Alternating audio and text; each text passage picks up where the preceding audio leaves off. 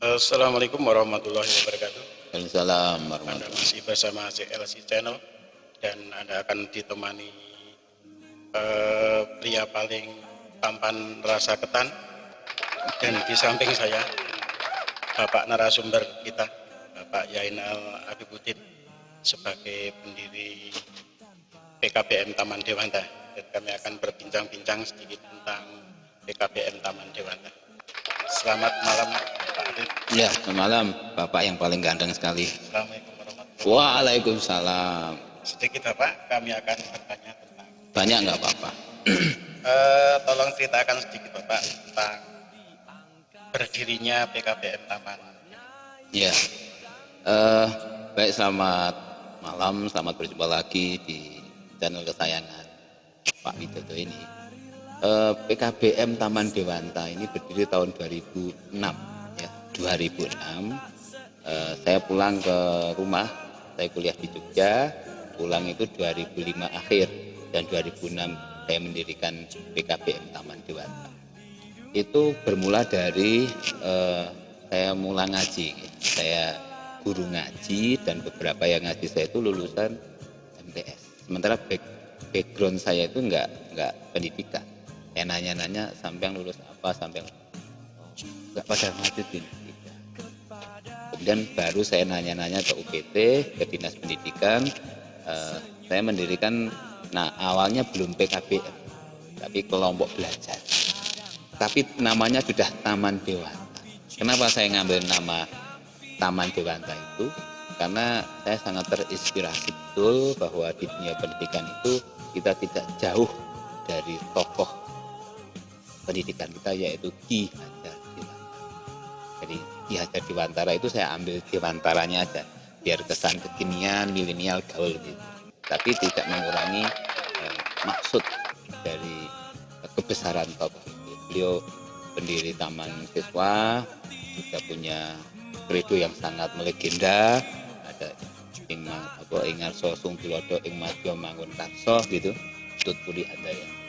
Nah, saya pengen taman, saya pengen ada kesan bahwa pendidikan itu egaliter, menyenangkan, tidak formal yang begitu ada terap-terap model ala dulu gitu, sehingga ada tips, semua bisa menjadi guru, semua bisa, tempat bisa menjadi sekolah. Sehingga saya ilustrasikan itu sebagai sebuah taman yang ada kesetaraan, ada kebersamaan, dan itu pendidikan disimpulkan dengan Dewanta. Muncullah nama Taman Dewanta. Kita meluluskan pertama 2009 Pak. 2009 itu kita meluluskan berapa dulu ya, sekitar 60. Memang sejak awal di Taman Dewanta yang ada di Dusun Jengkol, Desa Kedutan, Kecamatan Ngablak itu jaringannya kebetulan saat itu sudah ada. Kita meluluskan tahun 2009 sampai sekarang 2020 ini kita sudah ada alumni 1000-an. Itu 1000, sehingga hampir 700 paket C, dan yang paket B itu 300 lebih, itu 1000 lebih. Kita tahunya waktu kemarin kita mau akreditasi, kita hitung dari nomor induknya gitu. Kita nggak sengaja, nggak begitu punya cita-cita sangat jauh, hanya Pak, saya ingin bahwa anak-anak yang nggak sekolah, itu awalnya kayak gitu aja. Kemudian berkembang sampai sekarang, temannya juga banyak, dan saya jangan lupa bahwa di lembaga ini pengen betul itu menjadi rumah besar persaudaraan perseduluran saklawase, menjadi sebuah komunitas yang menyenangkan, yang menggembirakan, dan juga akan membawa dampak kebaikan bagi semuanya, baik itu warga belajar ataupun tutor. Sehingga nanti akan berkembang, kreativitas di situ muncul, akan menjadi sebuah komunitas yang berkah dan maslahah. Itu serius.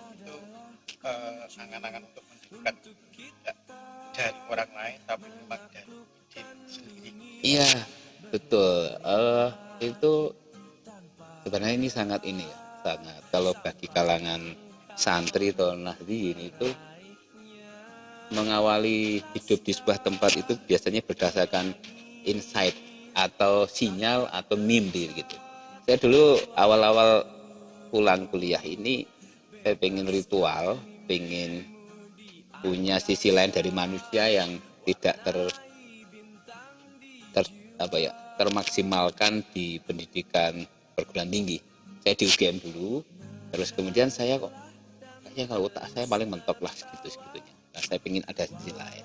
Nah, di tengah ritual-ritual saya itu entah puasa atau apa, itu ada mimpi gitu. Saya ditemui oleh seorang sepuh dengan pakaian hitam-hitam itu mengisyaratkan itu selamat datang, semoga lancar. Itu memberikan penafsiran dari diri saya bahwa saya itu kayaknya diizinkan di situ dan saya direstui. Saya nanya ke kakak saya yang seorang kiai itu kalau nggak kakak saya itu mungkin orang yang pendiri pertama di desa itu. Dan itu begitu saja, saya nggak pernah panjang-panjang terus kemudian mau merekonstruksi itu langsung gini-gini, enggak. Spontan ketemu sampai Rasulullah sekolah sampai Rasulullah, kemudian muncul temannya juga bertambah ini. Jadi itu kok membuat saya ini menjadi mimpi besar saya untuk berbuat sesuatu. Kalau sampai saat ini sudah sekitar 14 tahun. Iya. Tempatnya juga berapa teman? Wah, jenengan itu termasuk yang pertama. Ini Pak Widodo ini teman saya di SMP itu yang saya ajak yang generasi yang kedua. Yang pertama itu saya ngajak teman-teman lulusan dari Undip, kemudian lulusan dari IAIN Jogja, kemudian dari universitas yang ada di Solo dan Semarang. Itu semua teman-teman yang saat itu belum kerja. Yang sekarang jadi kepala sekolah itu ya Pak ya? Iya, oh iya. Ada Pak siapa itu, Pak Hilal itu juga sempat kita ajak, bahkan adiknya itu siapa namanya itu juga di dosen UMM. Jadi awal kita memang sebenarnya adalah tokoh-tokoh lumayan. Ada yang sudah jadi PNS tuh, namanya Taufik Nurdin.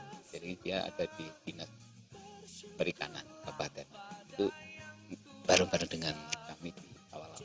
Dan memang kita nggak berbantu ya Pak. Saya menggunakan uang saya atau uang kegiatan lain untuk membiayai ini tanpa ada bantuan dari manapun. Karena memang saya senang ada kumpul, ada belajar mengajar di rumah. Saya belum menjawab pertanyaan, oh ya, saya bisa ngitung yaitu di generasi awal itu ada sekitar 10, kemudian sekarang kalau 28 gitu. 38. Kita hampir 40-an orang membantu. Dan itu silih berganti dari waktu ke waktu. Tapi itu tidak mengurangi perseduluran. Maksudnya ada yang sudah nggak aktif tetap nggak apa-apa. Karena itu menjadi teman, menjadi bagian keluarga besar dari Taman Dewanta. 40 itu ya Pak, dari 40 itu bersama-sama berjuang di satu tempat atau disebar di beberapa tempat? Oh iya, makasih. Ini Taman Dewanta setelah berkembang sedemikian rupa beberapa tahun kemudian dengan spontanitas dan hanya mengikuti arah hati mau kemana berjalan itu, kemudian bertemu dengan orang-orang yang cocok, kayak orang mau menikah gitu Pak. Susahnya itu kan kita mau mencari orang yang seide, sefrekuensi gelombang gitu, sehingga itu tidak semua orang segitu terus frekuensinya sama enggak, tapi di antara segitu orang banyak itu ada yang frekuensinya sama, yang sama-sama kemudian tahu dan kemudian membuat kelompok-kelompok atas nama Taman Dewanta itu. Kemudian ada di Taman Dewanta yang ada di Pak Wik dulu, kemudian Pak Andi, ada di Pucang, ada di Pondok di Gerabak, ada 2 tempat, ada di Tegarjo 2 tempat. Ini saat ini sudah 7 cabang Pak, dan itu. Ya, jadi kalau 40 itu, iya 40 itu belum terhitung dengan yang gabung kita. Dan cita-cita lanjutannya adalah kita harus membangun kreativitas di situ. Tidak hanya kesetaraan, tapi kita misalnya pelajaran pelajaran itu harus yang high quality. Kita punya mimpi, punya homeschooling yang kualitasnya nggak kalah dengan sekolah favorit. Meskipun itu tidak mudah, tetapi itu adalah bagian dari cita-cita. Kalau hidup nggak punya cita-cita itu nggak ada sesuatu yang ya selesailah hidup. Ngopo? Aku nggak pingin ini, nggak, ya selesai sampai nggak saya hidup. Nah saya pengen masih punya homeschooling yang bagus dan punya life skill Pak. Ini membedakan kesetaraan dengan itu life skill atau keterampilan.